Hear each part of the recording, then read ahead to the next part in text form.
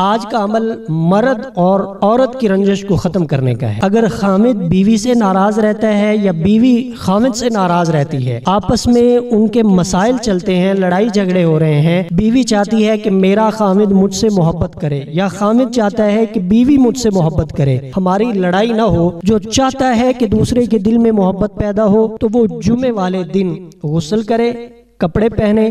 اور اس کے بعد اس تعویذ کو لکھے جو آپ کو سکرین پہ نظر آ رہا ہے، اور اس کو دھو کر پلا دے۔ اگر بیوی عمل کر رہی ہے تو وہ خامد کو پلا دے، خامد کر رہا ہے تو وہ بیوی کو پلا دے، اور ساتھ میں یہ جو نیچے نقش کے لکھا ہے فلاں بن فلاں،